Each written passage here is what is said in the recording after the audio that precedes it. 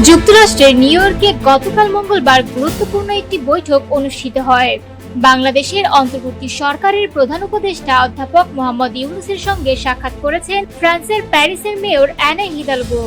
এই বৈঠকে দুই পক্ষ বাংলাদেশের রাজনৈতিক প্রেক্ষাপট, সামাজিক উদ্যোগ, ক্রীড়া ও বৈশ্বিক মানবিক সংকট নিয়ে বিস্তৃত আলোচনা করেন। বৈঠকে অধ্যাপক মোহাম্মদ ইউনূস প্যারিসের মেয়রকে জানান, আগামী সাধারণ নির্বাচন বাংলাদেশের গণতন্ত্রের জন্য একটি নতুন যুগের সূচনা করবে।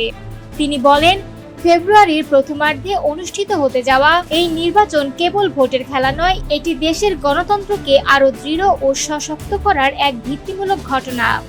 আলোচনার একাংশে বাংলাদেশের চলমান সংস্কার কার্যক্রম, ক্রীড়া এবং অলিম্পিকের মাধ্যমে সামাজিক ব্যবসার সম্ভাবনা নিয়েও দুজন মত বিনিময় করেন। অধ্যাপক মোহাম্মদ ইউনূস আরও যোগ করেন, সংকটময় সময়ে দেশের গণতান্ত্রিক রূপান্তর এবং সামাজিক উদ্যোগকে এগিয়ে নেওয়ার জন্য অন্তর্বর্তী সরকারের উদ্যোগ অত্যন্ত গুরুত্বপূর্ণ।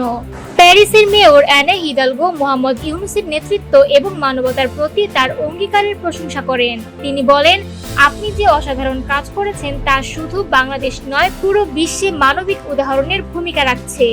এছাড়াও বৈঠকে বৈশ্বিক শরণার্থী সংকট, বিশেষ করে রোহিঙ্গা মানবিক সংকট নিয়েও গভীর আলোচনা হয়।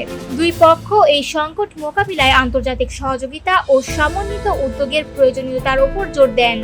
বৈঠকের সমাপ্তিতে মোহাম্মদ ইউনূস প্যারিসের মেয়রকে সুবিধাজনক সময়ে বাংলাদেশ সফরের আমন্ত্রণ জানান। বৈঠকে উপস্থিত ছিলেন এসডিজি বিষয়ক মুখ্য সমন্বয়ক লামিয়া মোর্শেদ।